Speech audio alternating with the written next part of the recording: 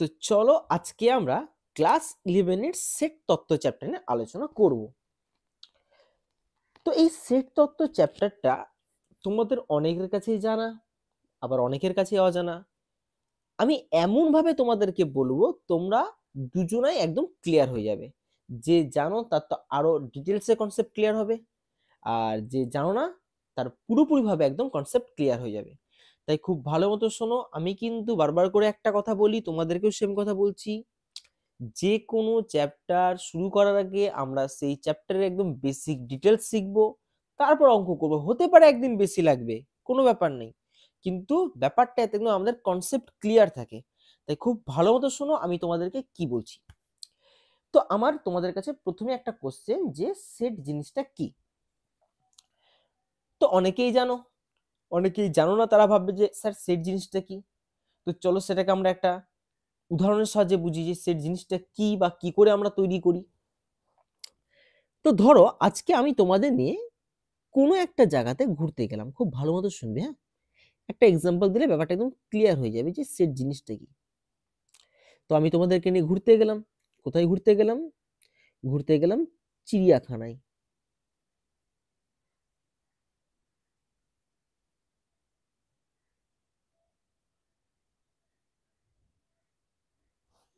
Clear? এবং চিড়িয়াখানায় ঘুরতে গিয়ে আমি তোমাদেরকে বললাম কি কি দেখতে পাচ্ছ ভালো মতো দেখো। তো তুমি বললে স্যার হাতি দেখতে পাচ্ছি, মানুষ দেখতে পাচ্ছি, হরিণ দেখতে পাচ্ছি, বাঘ দেখতে পাচ্ছি, ভাল্লুক দেখতে পাচ্ছি। তো এই সমস্ত জিনিস তুমি দেখতে পাচ্ছ। এবার আমি তোমাকে বললাম এই যে এই চিড়িয়াখানাতে তুমি পশু পাখিদের একটা সেট বানাও। কার সেট বানাতে বলেছি? যে সমস্ত পশু পাখি দেখতে পাচ্ছ তুমি তাদের একটা সেট বানাও। তো কি করে বানাবো? তো আমার কাজ হবে কি কি পশু পাখি দেখতে পাচ্ছি সেটাকে লিখা। কি কি দেখতে পাচ্ছি? হাতি, হরিণ, বাঘ, ভাল্লুক। বলছি এই যে যে সমস্ত পশু পাখি দেখতে পাচ্ছি এদেরকে আমরা লিখলাম। লিখার পর কি করলাম? একটা সেকেন্ড ব্র্যাকেটের মাধ্যমে প্রকাশ করলাম। কোন ব্র্যাকেট?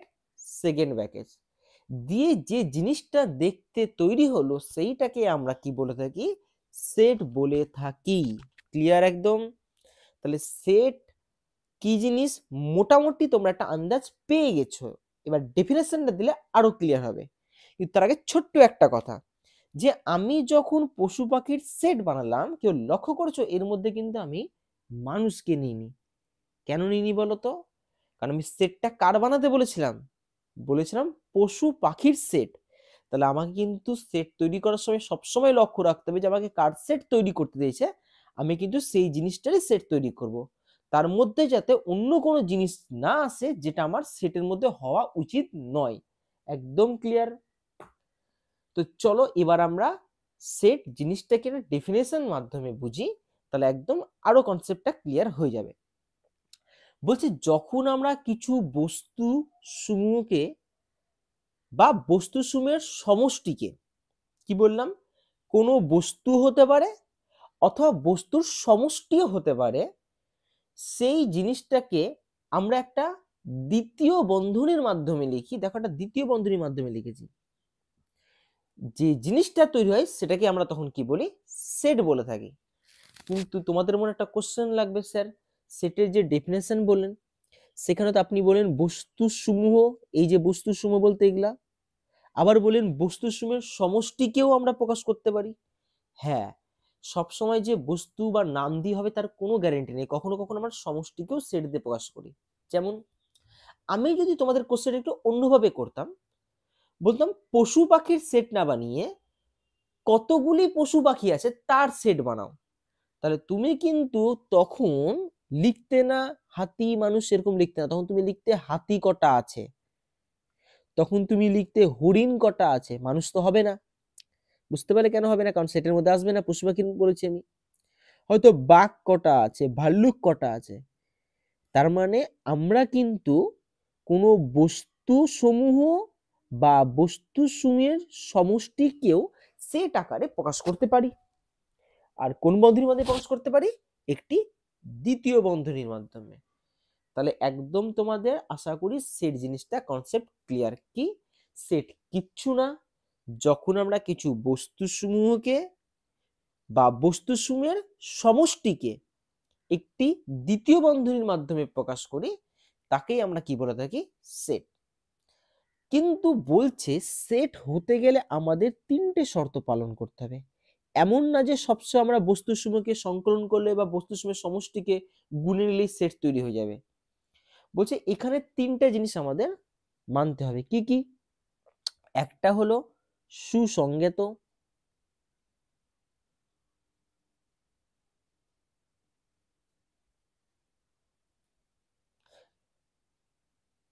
যাকে আমরা ইংলিশে ওয়েল ডিফাইন বলে থাকি।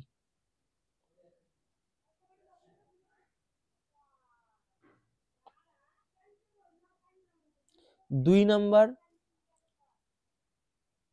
দুটি বস্তু পরস্পর, দুটি না, আচ্ছা দুটি লিখি তাই বুঝাচ্ছি আমি, আগে লিখে নিই। হ্যাঁ,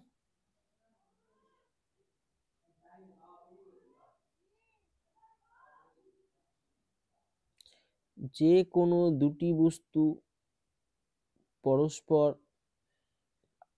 ভিন্ন হতে হবে, এক কথায় ডিফারেন্ট।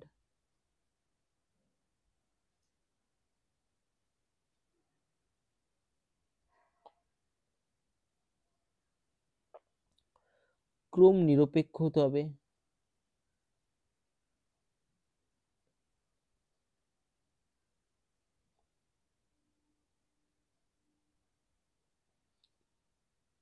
বা ইংলিশে বলা হয় ইনডিপেন্ডেন্ট অফ অর্ডার।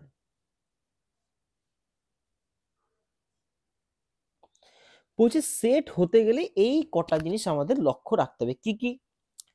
একটা সুসংজ্ঞাত হতে হবে। এবার তোমাদের মধ্যে প্রথম কোশ্চেন, স্যার সুসংজ্ঞাত ব্যাপারটা কি? সুসংজ্ঞাত কিছুই না, বলছে একটা নির্দিষ্ট নিয়মের ভিত্তিতে করতে হবে, যে নিয়মের ভিত্তিতে সবার অ্যান্সার কি হবে? সেম হবে। এমন না হয় যে সেই নিয়মের ভিত্তিতে আমার অ্যান্সার আলাদা, তোমার অ্যান্সার আলাদা, তাহলে কখনো সেটাকে আমরা ডিফাইন করতে পারবো না। সেটাকে ওয়েল ডিফাইন হতে হবে, অর্থাৎ সবার ক্ষেত্রে সুসংজ্ঞাত হতে হবে।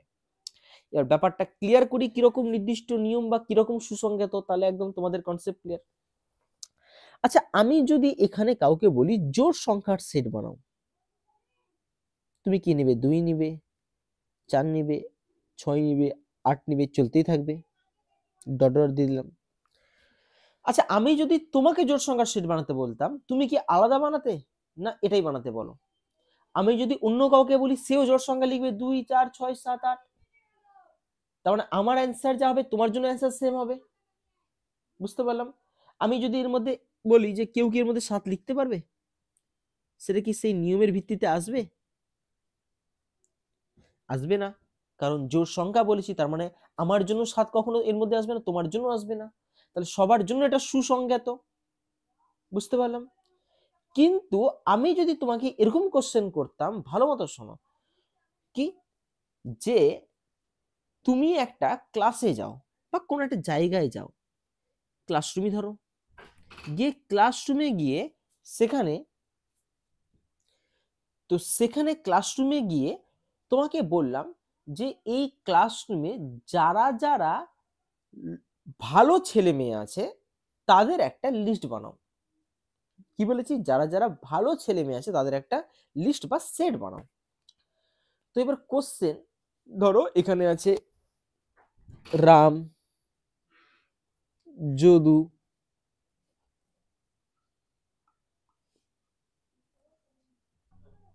মধু, ঋক,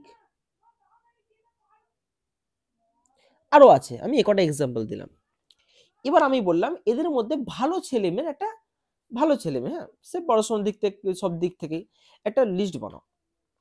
এবার একটা জিনিস শোনো, আমার কাছে রাম যদি সব দিক থেকে ভালো হয়, তোমার কাছে কি রাম সব দিক থেকে ভালো হবে? তাহলে আমার সেটে অ্যান্সারে ও আসতেও পারে, আবার কিন্তু নাও আসতে পারে, বা আমার সেটে যেটা আসবে তোমার সেটে সেটা আসবে, তার কিন্তু কোনো গ্যারান্টি নেই। সব যদু হয়তো তোমার কাছে ভালো ছেলে, আমার কাছে হয়তো খারাপ ছেলে। তার মানে দেখো জন টু জন ভ্যারি করছে ব্যাপারটা, দেখো এর নির্দিষ্ট কোনো অ্যান্সার নেই। তাহলে এই পদটিকে আমি কখনো সেটের মধ্যে লিখতে পারবো না, কারণ এটা ওয়েল ডিফাইন্ড না, মানে সবার জন্য সুসংজ্ঞাত না। বুঝতে পারলাম? আমি ধরো এরকম টাইপের বললাম যে এদের মধ্যে লম্বা ছেলে মেয়ে সেট বানাও। ধরো না এবার লম্বা, তো তুমি হয়তো বলবে স্যার রাম লম্বা, স্যার যদু লম্বা, কিন্তু আমি কি একবারও তোমাকে বলেছি যে কোন হাইটটাকে লম্বা বলা হবে? যদি আমি উল্লেখ করে দিতাম যে 5 ফিটের বেশি হলে তাকে লম্বা বলবে, 5 ফিটের কম হলে তাকে খাটো বলবে, যতক্ষণ না আমি তোমাকে একটা নির্দিষ্ট নিয়ম দিয়েছি, সুসংগত কথার মানে কিন্তু একটা নির্দিষ্ট নিয়মও থাকতে হবে, যতক্ষণ না আমি তোমাকে কোনো নির্দিষ্ট নিয়ম দিয়েছি ততক্ষণ পর্যন্ত তুমি কিন্তু এটাকে নিতে পারবে না। কেন পারবে না? কারণ আমার কাছে যে লম্বা সে তোমার কাছে লম্বা হতেও পারে, আবার কিন্তু নাও হতে পারে। কিন্তু আমি যদি উল্লেখ করে দিই যে 5 ফিটের উপরে যারা লম্বা তাদের সেট বানাও, তাহলে কিন্তু আমার ক্ষেত্রে যা অ্যান্সার হবে তোমার ক্ষেত্রে অ্যান্সার কিন্তু সেম হবে, তাই না? তার মানে সুসংগত কথার মানে কি বললাম, যেটা সবার জন্য ডিফাইন করা যাবে বা সবার মত অনুযায়ী অ্যান্সার একই হবে, আর নির্দিষ্ট নিয়মটাও মেনে চলবে, মানে একটা কোনো নির্দিষ্ট নিয়মে তোমাকে সেট তৈরি করতে হবে। যেমন তোমাকে বললাম 5 ফিটের লম্বা, তো তুমি আরামসে সেট তৈরি করতে পারে 5 ফিটের লম্বা যাদের নিয়ে। ধরো এটাই বললাম যে এদের মধ্যে ভালো ছেলে মেয়ে না জন্য যদি আমি এরকম বলতাম যে এদের মধ্যে আর যুক্ত ছেলে মেয়ের সেট বানাও, তাহলে তুমি তো এবার শিওর থাকবে স্যার আর যুক্ত বলতে এ মা রাম লিখতে রাম লিখে দিয়েছি আমি, দেখেছো, জায়গাটা রাম হবে, হ্যাঁ। তো তুমি তখন বলবে স্যার রামের মধ্যে আর আছে তাহলে এই সেটের মধ্যে আসবে, রিকের মধ্যে আর আছে তাহলে এও সেটের মধ্যে আসবে, তো তোমার জন্য তো এরাও তো সেটের মধ্যে আসবে, তাহলে আমার অ্যান্সার তোমার অ্যান্সার দুটোই মিল যাবে। তাহলে প্রথমে ব্যাপারটা বুঝতে পারলাম সুসংগত কথার মানে কি, যেটা সবার জন্য একই হবে বা সবার জন্য ডিফাইন করা যাবে। আর নির্দিষ্ট নিয়ম মানে বুঝতে পারলাম কোনো না কোনো নিয়ম তোমাকে বলে দিবে, সেই নিয়মের ভিত্তিতে সেট তৈরি করতে হবে। সেটা জোড় সংখ্যার সেট বলে জোড় সংখ্যা নিতে হবে, বিজোড় সংখ্যা বলে বিজোড় সংখ্যা নিতে হবে। যদি বলে যে এমন একটা সেট তৈরি করো যার মধ্যে দুইয়ের বড় পদ আছে, দুইয়ের বড় পদ কি 3 4 5 6 যা নিবে, তাহলে এরকম নির্দিষ্ট নিয়মের ভিত্তিতে আমরা সেট তৈরি করে থাকি। আর সেটা কি সুসংগত ভাবে, মানে যেটা আমার জন্য অ্যান্সার যা হবে তোমার জন্য যাতে অ্যান্সার সেম হয়। আমি একটা এক্সাম্পল দিচ্ছি। ধরো আমি তোমাদেরকে বললাম যে একটা সিটি, সিটি নিয়ে একটা সেট বানাও, মানে আমাদের ইসের যে যে সিটিগুলো আছে তাদেরকে সেট বানাও। তো সিটির মধ্যে মালদা আসছে, মুম্বাইও আসবে, কলকাতাও আসবে।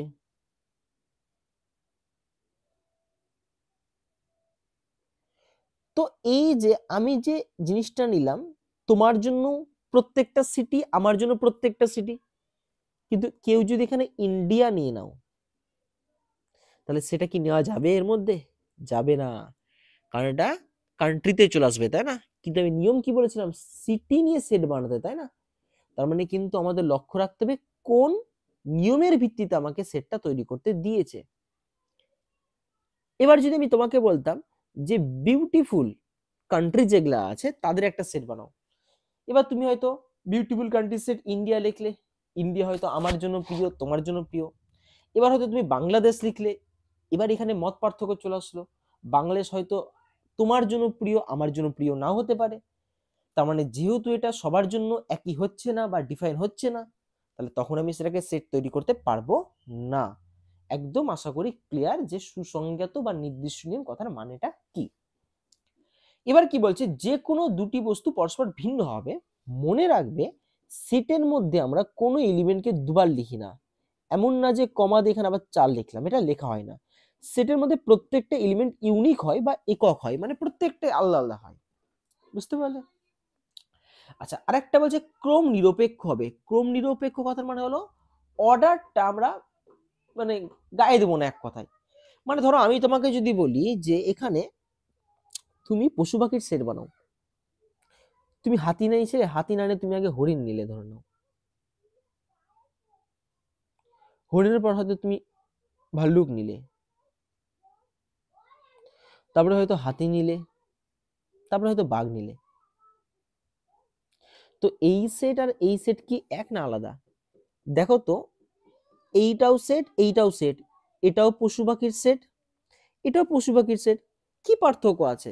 আমি হয়তো উল্টে পাল্টে লিখেছি, কোনোটাকে আগে লিখেছি, কোনোটা পরে, আছে তো ওই জিনিসটাই না। তাহলে সেটের মধ্যে ব্যাপারটা ক্রম নিরপেক্ষ। আমি যদি বলি 1 থেকে 5 পর্যন্ত সংখ্যার সেট বানাও, যে 1 থেকে 5 পর্যন্ত সংখ্যার সেট এটা বানাবে, তার কাছে যেমন এটা 1 থেকে 5 সংখ্যার সেট, কেউ যদি মনে করে আমি এটাও বানাবো,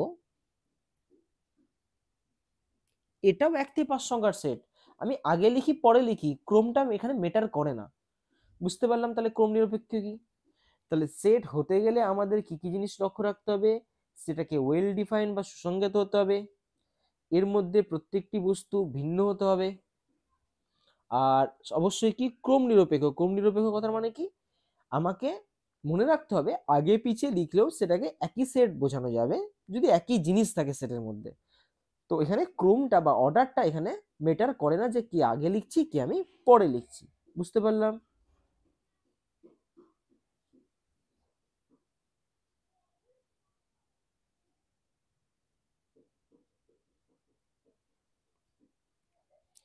তাহলে সেট জিনিসটা কি মোটামুটি তোমাদের কাছে ক্লিয়ার হয়ে যাওয়া উচিত।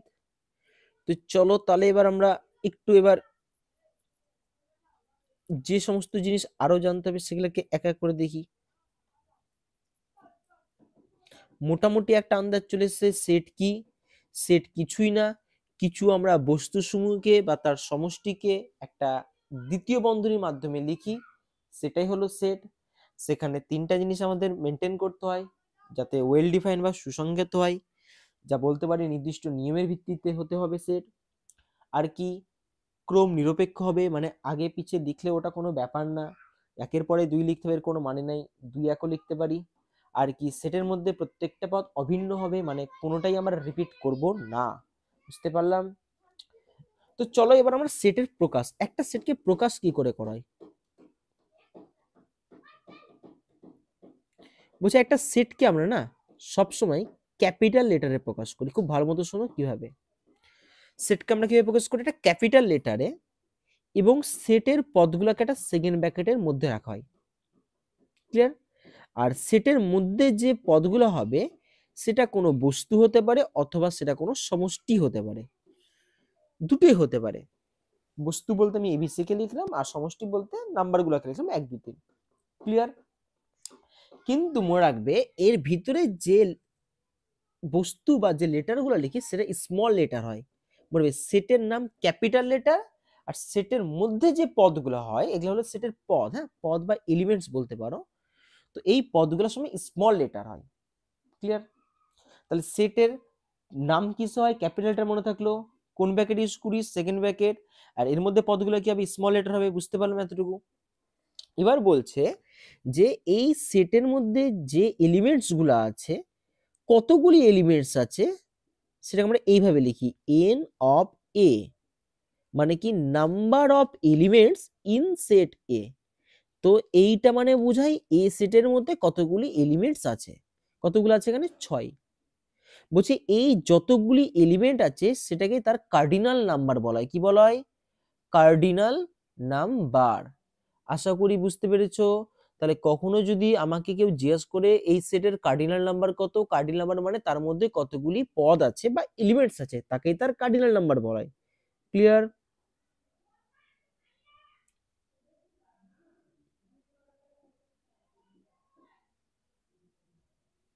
বুঝতে পারলাম? তাহলে এতটুকু কি জিনিস কার্ডিনাল নাম্বার। আচ্ছা আমি যদি আমাদের বলি এটা ভাইল নাম্বার সেট বানাতে, ভাইল নাম্বার সেট মানে কি? ইংলিশ সেটের যে ভাইল নাম্বার হয়, আমি সেটের নাম দিলাম ভি। তাহলে সেটের মধ্যে কি আসবে?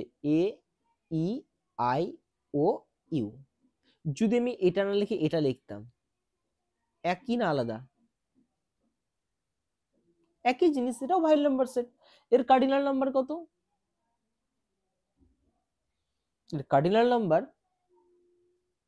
5, তাই না? দেখো তো 5টি এলিমেন্টস আছে কিনা। এন অফ ভি মানে number of elements in V set. বুঝতে পারলাম?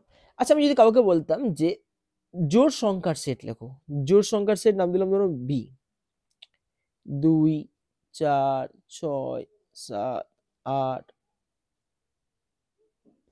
এবার বললাম এর কার্ডিনাল নাম্বার লেখো, মানে এই সেটে কতগুলো এলিমেন্টস আছে তুমি কাউন্ট করতে পারবে। তার মানে কার্ডিনাল নাম্বার কাউন্টেবলও হতে পারে, কার্ডিনাল নাম্বার আনকাউন্টেবলও হতে পারে।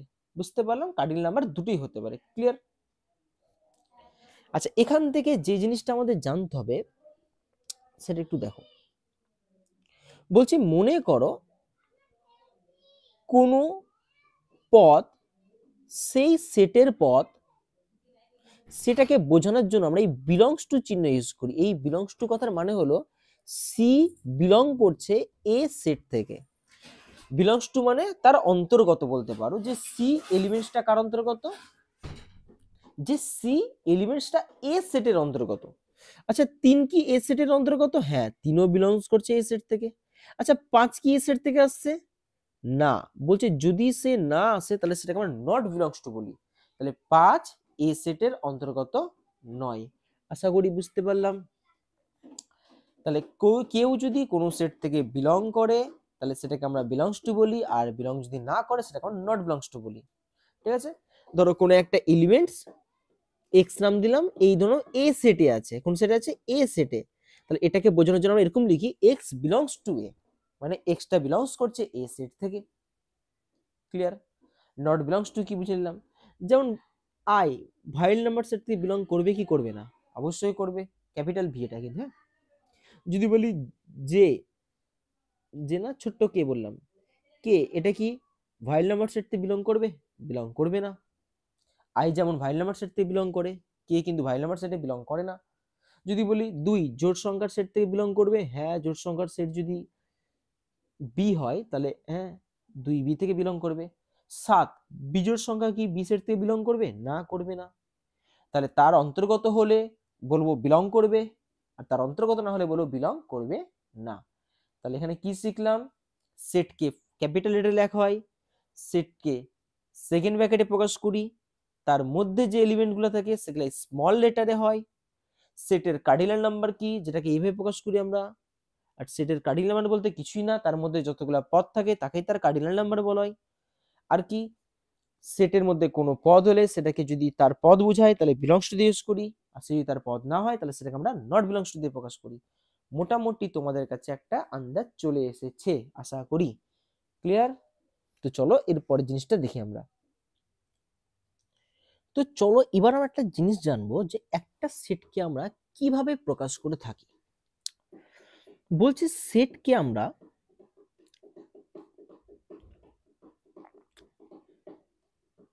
দুভাবে প্রকাশ করে থাকি সাধারণত, কিন্তু আরো হয় এক দুভাবে আছে, আরো আরো তো একভাবে আছেই। তো সেটা তোমাদের সিলেবাসে নেই, তো তোমরা আপাতত যে দুইভাবে প্রকাশ করা যায় তোমাদের সিলেবাস আছে সেইটাকে দেখো। বলছি সেটকে আমরা দুই রকম পদ্ধতিতে প্রকাশ করতে পারি, একটা রোস্টার বা ট্যাবিউলার,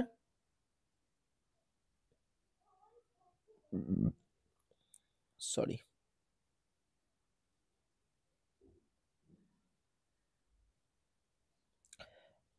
আর একটা বলতেই পারো এর নাম দেওয়া যেতে পারে, সেটা হলো বাংলায় ছক বন্দীকরণ।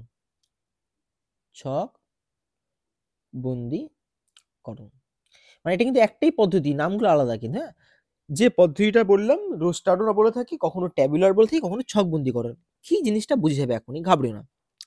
আরেকভাবে প্রকাশ করা যায়, সেটা হলো প্রপার্টি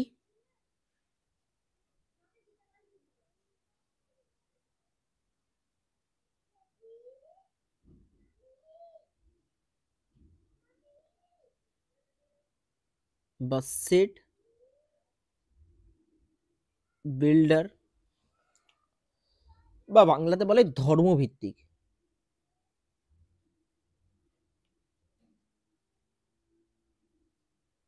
বা বলতে পারো সেট নির্মাণ।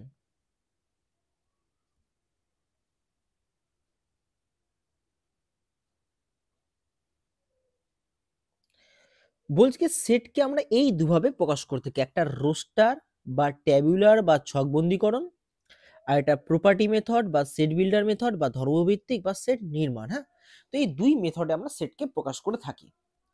তো জিনিসটা কি বুঝি? আচ্ছা, আমি যদি তোমাদের কাউকে বলি, ভালো মতো শোনো, 1 থেকে 5-এর মধ্যে সংখ্যা লেখো। আমি কিন্তু 1 আর 5 বলিনি, 1 থেকে 5-এর মধ্যে। তাহলে আমি ধরো সেটটার নাম দিলাম এ। তো তুমি 1 থেকে 5-এর মধ্যে সংখ্যা বলতে এর মধ্যে কি কি লিখতে পারবে? 2, 3, 4। কারণ তার মধ্যে বলেছি, ওই দুটো নিতে বলিনি আমি তোমাকে। এবার আমি যদি তোমাকে বলি এইটাকে আমি যদি এইভাবে প্রকাশ না করে এইভাবে প্রকাশ করি, জিনিসটা এক না আলাদা? ধরো আমি তোমাকে বললাম যে কোনো একটা সেট এ যার মধ্যে একটা এলিমেন্ট আছে, নাম দিলাম এক্স। এবার এক্স কি জিনিস সেটা আমাকে বোঝাতে হবে। তাহলে এ সেটের মধ্যে কি ধরনের এলিমেন্ট আছে আমি জানি না, কি নাম দিলাম? এক্স। কিন্তু এক্সটা কিরকম হবে বলেছে? এক্সটা হবে বলেছে 1 আর 5-এর মধ্যে। এবার একটা জিনিস বলো, আমি যদি এক্স এর মানগুলা খুঁজে বের করে এখানে লিখি, কি কি পাবো? 1-এর থেকে বড় মানে 2 পাবো, 3 পাবো, 4 পাবো, কারণ 5-এর থেকে ছোট বলেছে, সমান তো বলেনি। তো দুটো জিনিস এক না আলাদা? দুটো জিনিস এক। কিন্তু দেখো আমার প্রকাশ করার আন্দেজটা আলাদা। কিরকম? এইখানে আমি সেটের পদগুলোকে একদম ভেঙে ভেঙে লিখেছিলাম। যখন আমরা সেটের পদগুলোকে এরকম ভেঙে ভেঙে লিখি তখন সেটাকে বলা হয় ছকবন্দীকরণ বা রোস্টার বা ট্যাবুলার মেথড। কিন্তু যখন সেটাকে আমরা কোনো ধর্মের আকারে বা এই রকম আকারে লিখি, কিরকম একটা দেখো সূত্রের মাধ্যমে লিখেছি অনেকটা মনে হচ্ছে, তাই না? তো এরকম যখন ধর্মের মাধ্যমে বা সূত্রের মাধ্যমে লেখার চেষ্টা করি, সেই আকারটাকে বলা হয় সেট বিল্ডার মেথড। কি বলা হয়? সেট বিল্ডার মেথড বা প্রপার্টি মেথড। ক্লিয়ার? আশা করি বুঝতে পেরেছো। আমি আরো এক্সাম্পল দিই। ধরো আমি তোমাকে বললাম এ কোনো একটা জোড় সংখ্যার সেট, 2, 4, 6, 8 লিখতেই পারো তুমি।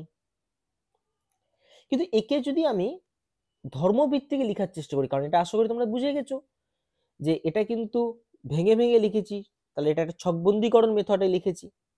কিন্তু আমি যদি একে এইরকম ভাবে লিখতাম যে এই সেটের পদ হলো এক্স, ও তোমাদের এই চিহ্নটা বললাম না, না এই চিহ্নটা হলো সাজ দ্যাট চিহ্ন। সাজ দ্যাট মানে এক্সটা যেমন ভাবে বা এমন ভাবে অনেকে বলে, হ্যাঁ যেমন ভাবে কেমন ভাবে হবে, যে এক্সটা একটা জোড় সংখ্যা। কেউ জানো জোড় সংখ্যাকে এভাবে লেখা হয় 2k দিয়ে। জোড় সংখ্যাকে কি লেখা হয় 2k দিয়ে। আর বিজোড় সংখ্যা 2k - 1, যারা জানো না লিখে মনে রাখবে। আর যেখানে কে এর মান কত, যেখানে কে এর মান 0 হয়, 1, 2 ডট ডট করে চলতেই থাকবে। আচ্ছা কেউ লক্ষ্য করো, এখানে ছোট্ট জিনিস বলি, যদি কে এর মান 0 বসায় তাহলে কত হবে? 2 গুণ 0 মানে 0। তার মানে এক্স এর মান কিন্তু একটা 0 পাবো। এবার কে এর মান 1 বসালে কত হবে? 2 কে 2 পাবো। 2 বসালে কত হবে? 4 পাবে। দেখো তো জোড় সংখ্যার সেট তৈরি হচ্ছে কিনা। কিন্তু এখানে একটা জিনিস আমি তোমাদের বলিনি, 0 কেও জোড় সংখ্যা বলা হয়, তোমরা জানো? যদি না জানো আমার কাছে সামনাসামনি শুনে নেবে, কেন আমি তোমাদের দেখিয়ে দিব যে 0 জোড় সংখ্যা। হ্যাঁ, তো যদি আমরা 0 কে জোড় না ধরি, অনেকে 0 কে জোড় বিজোড় কিছু বলে না, কিন্তু যদি না ধরি তাহলে এখানে কে এর মান কিচ্ছু হবে না, কে এর মানটা 1 থেকে শুরু হবে। 1 থেকে শুরু হলে কি হবে? 2, 4, 6, 8 চলতে থাকবে। তার মানে আমরা দেখতে পেলাম সেটকে আমরা দুভাবে প্রকাশ করতে পারছি। কি কি? একটা কি বলে ছকবন্দীকরণ, যখন আমরা পদগুলোকে ভেঙে ভেঙে লিখি এরকম। আর এটা কি হয়? ধর্মভিত্তিক। আশা করি ক্লিয়ার, বুঝতে পেরেছো? আচ্ছা এবার একটা জিনিস এখান থেকে আমরা শিখে নিই। বলছে সেট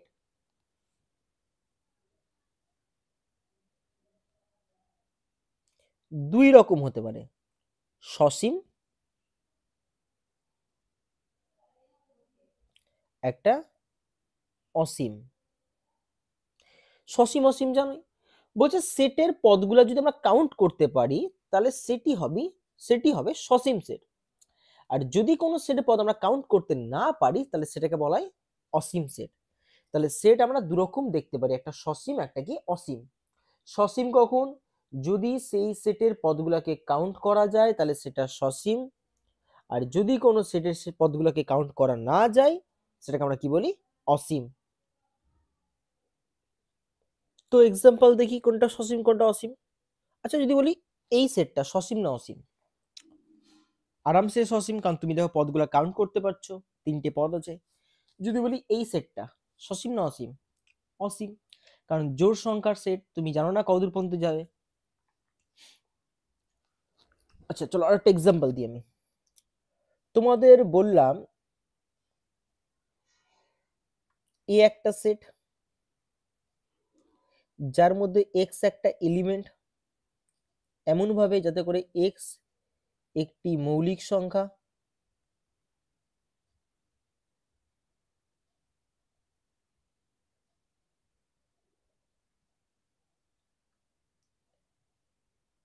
এক থেকে 10-এর মধ্যে। আরেকটা সেট বি দিলাম, এক্স এক্স একটি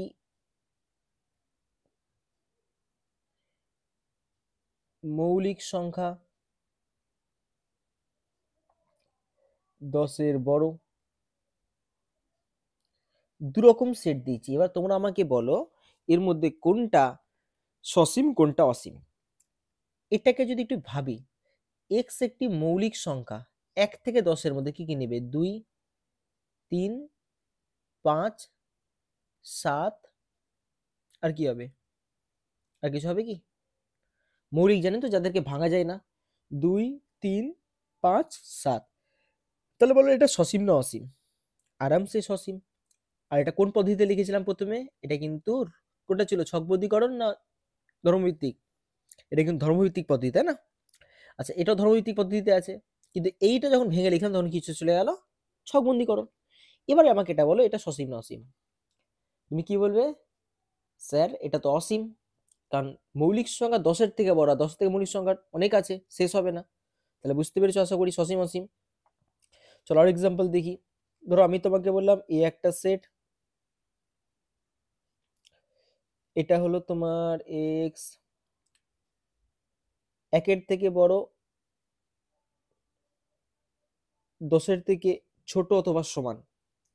তাহলে 1-এর থেকে বড় তার মানে কি, তুমি এটাকে 2 নিতে পারবে, 3 নিতে পারবে, 4, 5, 6, 7, 8, 9, 10 পর্যন্ত নিতে পারবে। তাহলে এটা সসীম না অসীম হয়ে গেল? এটা সসীম। যদি সেম জিনিস বলতাম এরকম, এক্স একটা সেট যেখানে এক্স এর মান লেস দেন ইকুয়াল টু 10, তো বলো তো সসীম না অসীম? কে বলতে পারবে? এটা কিন্তু অসীম, কেন জানো? 10-এর থেকে ছোট সমান, তার মানে 10, 9, 8, 7 চলতে চলতে মাইনাসও চলতে হবে, -2, -3, -4 চলতে থাকবে। তাহলে কিন্তু এটা অসীম সেট হয়ে যাবে। কিন্তু যদি এখানে একটা বুদ্ধি চালু করতাম, আমি পাশে শুধু লিখে দিতাম যে এক্স স্বাভাবিক সংখ্যা। কি সংখ্যা? স্বাভাবিক সংখ্যা। কেউ জানো স্বাভাবিক সংখ্যা কতদূর পর্যন্ত হয়? স্বাভাবিক সংখ্যা 1 থেকে শুরু করে যতদূর ইচ্ছা নিতে পারো। যেহেতু আমি এগুলা কিন্তু অফলাইনে সব ডিটেলসে বলেছি, এত কিছু অনলাইনে বলা সম্ভব না। যতটুকু তোমাদের জানানো দরকার আমি ততটুকুই বলছি। তো অফলাইনে আসলে একদম ক্লিয়ার হয়ে যাবে। হ্যাঁ, তো এবার আমাকে বলো, যদি আমি স্বাভাবিক সংখ্যা 10-এর থেকে ছোট বলে, তার মানে কি আমি কোথায় গিয়ে থেমে যাব? 10, 9, 8, 7 কমতে কমতে লাস্ট 1 পর্যন্ত। তার মানে বলো এইটা সসীম হবে না অসীম হবে? তখন কিন্তু এটা কি হবে? সসীম হয়ে যাবে, কারণ আমাকে কিন্তু লিমিট দিয়ে দিয়েছে একদম স্বাভাবিক সংখ্যা। আর স্বাভাবিক সংখ্যা কোথায় এসে থামবে? একে এসে ওকে থামতেই হবে, কারণ একের পর যেগুলো হয়, আগে যেগুলো হয়, পর তো না, আগে, সেগুলোকে আমরা স্বাভাবিক সংখ্যা বলি না। ক্লিয়ার? তাহলে এতটুকু বুঝতে পারলাম সসীম অসীম ব্যাপার কি, সেটকে কিভাবে প্রকাশ করতে পারা যায়। আরো কিছু কিছু জিনিস আছে তোমাদের যতটুকু জানা দরকার আমি তোমাদের ততটুকুই বলছি। হ্যাঁ, তারপরে অফলাইনে আসলে একদম তোমাদের ক্লিয়ার হয়ে যাবে কনসেপ্ট। আরো যতটুকু বললাম ততটুকুতে কোনো যদি সমস্যা থেকে থাকে তোমরা এসে আমাকে বলবে। হ্যাঁ,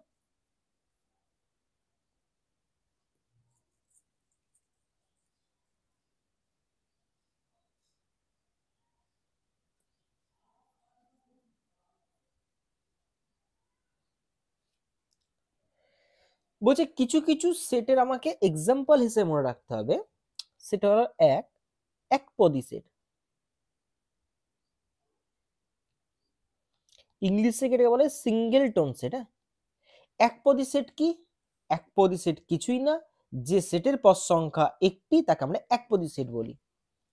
যেমন 2, এই সেটের মধ্যে একটাই পদ আছে, তাহলে এটা একপদী সেট। 0, নাম দিচ্ছি এটা এ, এটা নাম দিলাম বি। শূন্যও কিন্তু একটা পদ, তাই না? এটা কিন্তু মাথায় রাখতে হবে, শূন্য মানে কিছু না, এটা ভুলও পাবে না, শূন্য একটা পদ, এটাও একপদী সেট। তাহলে যে সেটের পদ সংখ্যা এক তাকে একপদী সেট বলে। একটা ধর্মভিত্তিক পদ্ধতি লিখি, এক্স একটা সেট যার মধ্যের এলিমেন্ট নাম দিলাম এক্স, এক্স যাতে করে 2 এর থেকে বড়, 4 এর থেকে ছোট এবং এক্স বিলংস করছে ন্যাচারাল নাম্বার। কোথা থেকে বিলং করছে? বিলং মানে বলেছে কি, মনে আছে তো? বিলং মানে ওর অন্তর্গত, কার অন্তর্গত? Natural number. আর ন্যাচারাল নাম্বার কি হয় মনে আছে তো? এটা কিন্তু ন্যাচারাল নাম্বার সেট। হ্যাঁ, এক্স ওখান থেকে বিলং করছে। তাহলে এক্স এর মধ্যে আমরা কি পাবো? দেখো, এক্সটা 2 এর থেকে বড়। এবার 2 এর থেকে বড় কি? 2.1 ও 2 এর থেকে বড়, 2.2 2 এর থেকে বড়, কিন্তু 2.3 এত কিছু 2 এর থেকে বড়, কিন্তু এগুলো কোনোটাকে নিতে পারবো না। কেন জানো? এই যে x natural number, natural number কখনো ভগ্নাংশ হয় না, ন্যাচারাল নাম্বার এই ধরনের সংখ্যা 2 3 4। তাহলে 2 এর থেকে বড় কি? 3, আর 4 এর থেকে ছোট কি? এটাই আসছে। তার মানে এর মধ্যে যে এলিমেন্টটা পাচ্ছি সেটা কত পাচ্ছি? 3 পাচ্ছি। তাহলে কিন্তু এটা একপদী সেট, কারণ এই সেটে পদ সংখ্যা কত? 1। বুঝতে পারলাম? আচ্ছা, এবার যেটা সেটা হলো শূন্য সেট বা খালি সেট। শূন্য সেট বা খালি সেট, বা কখনো কখনো এটাকে আমরা নাল সেট বলে থাকি। নাল সেট, নাল সেট কি বলছে? যে সেটের মধ্যে কোনো এলিমেন্টসই আমরা খুঁজে পাবো না সেটাকে আমরা নাল সেট বলি। কি বললাম? যে সেটের মধ্যে কোনো পদই খুঁজে পাবো না সেটাকে আমরা কি বলি? নাল সংখ্যা, সরি, নাল সেট বা শূন্য সেট বলে থাকি। যে আমি সেই সেটের মধ্যে কোনো পদই খুঁজে পাবো না। দেখি কিরকম এক্সাম্পল, এটা কি করে সম্ভব।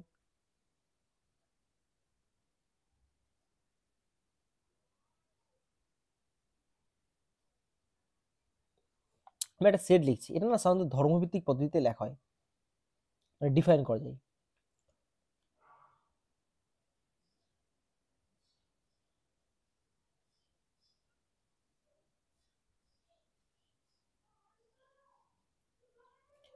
ন্যাচারাল নাম্বার, এন মানে কি? Natural number. হ্যাঁ, এগুলো আমি বলেছি ক্লাসে যদি বা, তো তোমরা এখন মনে রাখো।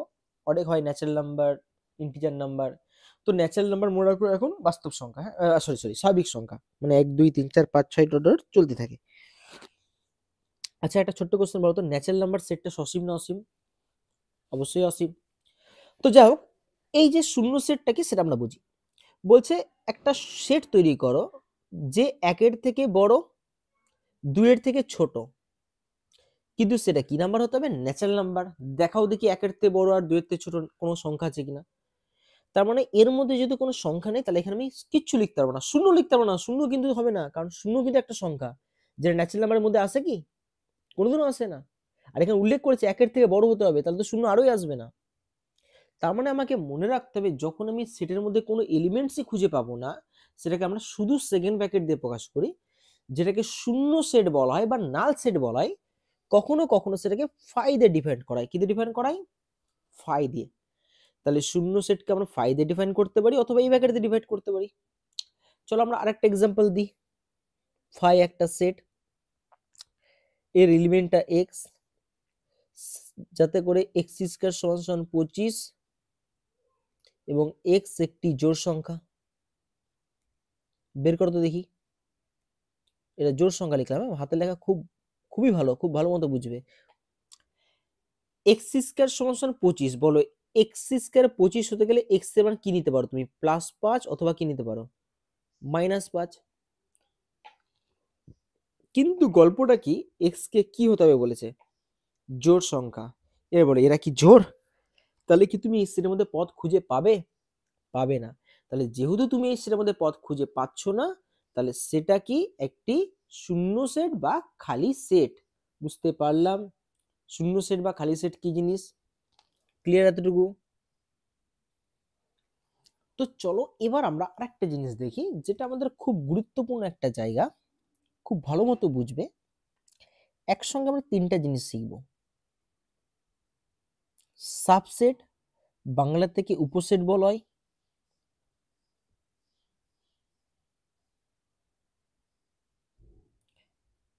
প্রপার সাবসেট যেটাকে বাংলাতে যথার্থ উপসেট বলা হয়।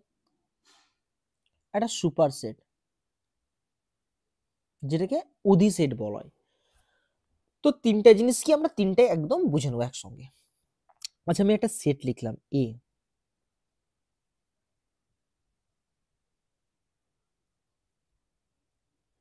আর একটা সেট লিখলাম বি, এটা 4 আছে, হ্যাঁ 9 ভেবো না কেউ। একটা সেট লিখলাম সি,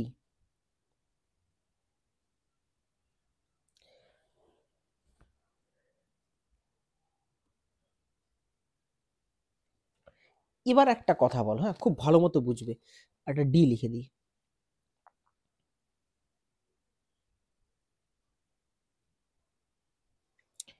এবার একটা কথা বলো, ভালো মতো শুনবে কিন্তু, হ্যাঁ ডেফিনেশনটাকে শোনো, তারপর কিন্তু তোমরা উত্তর দিতে হবে। বলছে সাবসেট জিনিসটা কি? বলছে যদি কোনো সেটের প্রত্যেকটি এলিমেন্ট, কি বললাম, যদি কোনো সেটের প্রত্যেকটি এলিমেন্ট, প্রত্যেকটি মাথায় রেখে দাও, প্রত্যেকটি এলিমেন্ট অন্য কোনো সেটের অন্তর্গত হয় বা অন্য কোনো সেটের মধ্যে থাকে, তাহলে সেই সেটটাকে ওই সেটটার মানে যার মধ্যে আছে তার সাবসেট বলা হবে। আবার বললাম কি, কোনো সেটের প্রত্যেকটি এলিমেন্ট, আচ্ছা এই সেটের প্রত্যেকটা এলিমেন্ট ভালো করে দেখো কার মধ্যে আছে,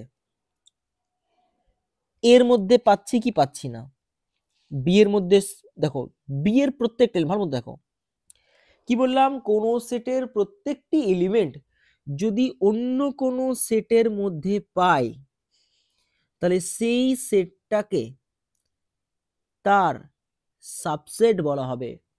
তাহলে বি সেট হলো এর সাবসেট। এবার এইখানে দুটো সাইন ইউজ করাই, খুব ভালো মতো বুঝবে। কখনো ইকুয়াল দেওয়া হয়, কখনো ইকুয়াল দেওয়া হয় না। কখন দেওয়া হয় কখন দেওয়া হয় না সেটা এখন আমরা শিখবো। আর তার আগে একটা ছোট্ট বলো, এইরকম বি কি সি এর সাবসেট হবে? হবে না, কারণ এর প্রত্যেকটা এলিমেন্ট একটা কিন্তু মিস গেলেই বাদ। দেখো 2 যেমন সি এর মধ্যে নাই, তাহলে বি সি এর সাবসেট হবে না। আচ্ছা সি কি এর সাবসেট হবে? 1 তো পেয়ে যাবো, 3 তো পেয়ে যাবো, 6 তো পেয়ে যাবো, 0 পাবো কি না? তার মানে সাবসেট হতে গেলে সেই সেটের প্রত্যেকটা এলিমেন্ট যে সাবসেট হবে তার প্রত্যেকটা এলিমেন্ট কার মধ্যে থাকতে হবে? অন্য সেটের মধ্যে থাকতে হবে। যদি থেকে গেল তাহলেই কিন্তু তাকে আমরা তার সাবসেট বলতে পারবো, না তো বলতে পারবো না। যেমন ডি এর সাবসেট হবে কি হবে না? যেমন ডি কিন্তু কার সাবসেট? এর সাবসেট হচ্ছে তো 3, ডি এর প্রত্যেকটা এলিমেন্ট এর মধ্যে আছে, দেখে নাও। তাহলে ডি এর সাবসেট। এবার একটা তোমাদের মনে কোশ্চেন আসবে, স্যার আপনি দু রকম চিহ্ন দিলেন কেন? কোথাও ইকুয়াল দিলেন, কোথাও ইকুয়াল দিলেন না, কি ব্যাপার? এইটাই বুঝবো আমরা। ভালো মতো শোনো, কেউ যদি খুব ভালো মতো বি কে লক্ষ্য করো, বি এর প্রত্যেকটি এলিমেন্ট কার মধ্যে আছে? এর মধ্যে আছে। তার মানে বি এর প্রত্যেকটি এলিমেন্ট এর মধ্যে আছে, তাহলে বি কার সাবসেট? এর সাবসেট। কিন্তু বি সেট আর এ সেট কি সমান সমান না? এ সেটে দেখো তার থেকেও কমপক্ষে একটা হলো এলিমেন্ট বেশি আছে। যদি সাবসেট হওয়ার পরেও সেই সেটে কমপক্ষে একটা এলিমেন্ট বেশি থেকে গেল যার সাবসেট, তাহলে মনে রাখবে সেখানে আমরা ইকুয়াল দিতে পারবো না, তখন সেটাকে আমরা শুধু এই সাবসেট চিহ্ন ইউজ করব, যেটাকে প্রপার সাবসেট বলা হয়। কি বলা হয়? Proper subset. দেখে নাও, যেমন ডিও কিন্তু এর প্রপার সাবসেট। ডি এর প্রত্যেকটা এলিমেন্ট এর মধ্যে আছে, কিন্তু তাও এতে একটু হলেও বেশি এলিমেন্ট আছে, একটা হলেও, তাহলে ডিও এর প্রপার সাবসেট। কিন্তু আমি যদি কাউকে বলতাম, বলো বি এর প্রত্যেকটা এলিমেন্ট ডি এর মধ্যে আছে কি নাই? 2 ডি এর মধ্যে আছে, 3 ডি এর মধ্যে আছে, 4 ডি এর মধ্যে আছে, তাহলে বি কিন্তু ডি এর সাবসেট। সাথে সাথে ডি তে কিন্তু ভালো মতো দেখো, বি এর প্রত্যেকটা এলিমেন্ট ডি তে আছে, কিন্তু ডি তে কি বি এর থেকে একটা এলিমেন্টও বেশি আছে না? তাহলে সেটাকে আমরা শুধুমাত্র সাবসেট বলি বা ইমপ্রপার সাবসেট বলি। কি বলি? শুধুমাত্র সাবসেট বা ইমপ্রপার সাবসেট। তাহলে সাবসেট দুই প্রকার, একটা প্রপার একটা হয় ইমপ্রপার। প্রপারের ক্ষেত্রে কি হবে, একটা এলিমেন্ট হলো যে সেটটার অন্তর্গত, বি সেটের প্রত্যেক এলিমেন্ট কার অন্তর্গত, এর অন্তর্গত, কিন্তু এতে যদি একটা এলিমেন্ট বেশি থেকে গেল তাহলে এ কিন্তু বড় হয়ে যাবে, তখন সেটা প্রপার সাবসেটে চলে যাবে। কিন্তু দুটো সেট যদি পরস্পর একই এলিমেন্ট হোল্ডস করে তাহলে সেটা কিন্তু ইমপ্রপার সাবসেট। এবার একটা জিনিস দেখো, বি এর প্রত্যেকটা এলিমেন্ট ডি এর মধ্যে আছে, আবার যদি খুব ভালো মতো দেখো ডি এর প্রত্যেকটা এলিমেন্ট কার মধ্যে আছে, ডি এর প্রত্যেকটা এলিমেন্ট কিন্তু বি এর মধ্যে আছে, তাহলে ডিও কিন্তু বি এর সাবসেট। আর যেহেতু দুটোতে সমান সমান এলিমেন্ট ক্যারি করছে তাহলে কিন্তু এখানে আমরা সাবসেটটাকে ইকুয়াল চিহ্ন নিতে পারবো, আর ইকুয়াল চিহ্ন চলে আসছে সেটাকে ইমপ্রপার সাবসেট বলা হয়। তাহলে সাবসেট কি জিনিস, যদি কোনো সেটের প্রত্যেকটা এলিমেন্ট অন্য কোনো সেটের অন্তর্গত হয় তাকে তার সাবসেট বলি, আর যদি যার অন্তর্গত সেখানে যদি একটা এলিমেন্টও বেশি চলে গেল তাহলে সে প্রপার সাবসেট, আর যদি না দুটো সেটের সেম এলিমেন্ট চলে আসলো তাহলে সেটাকে বলা ইমপ্রপার সাবসেট। যেমন ইংরেজি বর্ণমালার সেট কি কি হয়, এ বি সি চলতেই থাকবে একদম জেড পর্যন্ত। Vowel number set a e i o u, বলো কে কার সাবসেট, ই ভি এর সাবসেট না ভি এর সাবসেট? ই এর প্রত্যেকটা এলিমেন্ট কি ভি এর মধ্যে পাবো, জেড কি পাবো ভি এর মধ্যে? ই কিন্তু ভি এর সাবসেট না, বলো ভি এর প্রত্যেকটা এলিমেন্ট ই এর মধ্যে পাবো কিনা? তার মানে কিন্তু ভি ই এর সাবসেট। আর কি ধরনের সাবসেট, প্রপার, কারণ ভি এর প্রত্যেকটা এলিমেন্ট ই এর মধ্যে তো আছেই, কিন্তু ইতে দেখো তার থেকেও বেশি এলিমেন্ট আছে, তাহলে সেটাকে আমরা প্রপার সাবসেট বলি। আর প্রপার সাবসেটের ক্ষেত্রে যেহেতু এই সেটটাতে বেশি এলিমেন্ট থাকে, এইটাকে আমরা তখন সুপার সেট বলি। কি সেট বলি, সুপার সেট বলি। তার মানে ভি যদি ই এর সাবসেট হয়, উল্টা দিক দিয়ে ই ভি এর কি হয়ে যাবে, সুপার সেট। বুঝতে পারলাম? তাহলে একটা হয় সাবসেট, একটা হয় সুপার সেট। সাবসেট কি বুঝতে পেরে গেছি, যদি কোনো সেটের প্রত্যেকটা এলিমেন্ট অন্য কোনো সেটের অন্তর্গত হয় তাহলে তাকে সেই সেটটার সাবসেট বলা হবে। কিন্তু যদি দেখি যার অন্তর্গত সেখানে যদি কমপক্ষে একটা এলিমেন্ট বেশি চলে আসলো সেটা প্রপার সাবসেট, কিন্তু যদি দেখি দুজন সেম সেম হোল্ডস করছে তাহলে সেটা হলো ইমপ্রপার সাবসেট। আর প্রপারের ক্ষেত্রে কি হবে, যে সেটটা বড় হয় তাকে আমরা সুপার সেট বলে থাকি। বুঝতে পারলাম? আচ্ছা যদি কেউ কারো সাবসেট না হয়, ধরো আমি তোমাকে বললাম এ হলো জোড় সংখ্যার সেট, সি হলো জোড় সংখ্যার সেট কিন্তু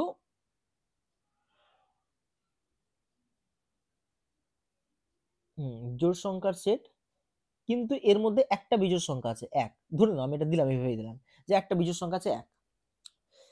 আচ্ছা ডি হলো 4 এর গুণিতক, 4 8 12, ভালো মতো বুঝবে। এর প্রত্যেকটি এলিমেন্ট এখানে পাওয়া যাবে, প্রত্যেকটা পাওয়া যাবে, ভালো মতো বুঝবে, প্রত্যেকটা পাওয়া যাবে। কারণ দেখো এখানেও জোড় আছে, এখানে কিন্তু জোড় আছে, ভালো মতো বুঝবে, এখানেও জোড় আছে, এখানেও জোড় আছে, কিন্তু কিন্তু কেউ লক্ষ্য করছো এখানে একটা এলিমেন্ট বেশি দিয়েছিলাম, কি বলেছিলাম, একটা বিজোড় আছে কত, এক।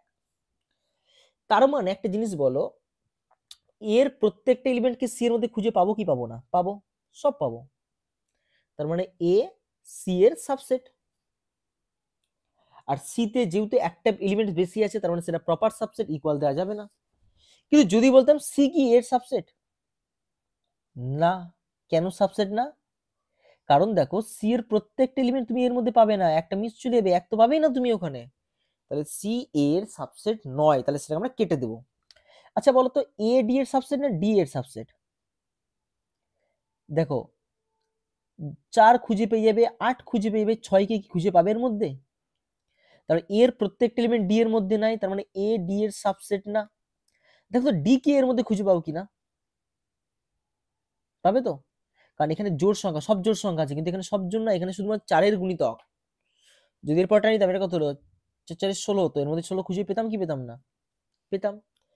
তার মানে কিন্তু ডি এর প্রত্যেকটা এলিমেন্ট আমরা এর মধ্যে খুঁজে পাবো, তাহলে ডি হবে কি এর সাবসেট। আর কিভাবে সাবসেট, প্রপার, কারণ এখানে এতে এলিমেন্টস বেশি আছে, দেখে নাও। আর এই ক্ষেত্রে কে সুপারসেট, এ হলো ডি এর সুপারসেট। তাহলে আশা করি সাবসেট আর সুপারসেটটা তোমাদের মধ্যে একদম ক্লিয়ার। এতটুকুটাই দেখে আসো, বাকি আরো যেগুলো আছে আস্তে আস্তে শিখে যাবে, একদিনে তো সব শেখা সম্ভব না, যেহেতু আমাদের ক্লাসে করে দেওয়া হয়েছে। আমি আরো অনেক কিছু ডিটেলসে বলেছি যেটা হয়তো তোমাদের আস্তে আস্তে বলবো, ঠিক আছে? তো এইটুকুটা দেখে আসো, কোনো অসুবিধা হবে না ক্লাসে তোমাদের আর।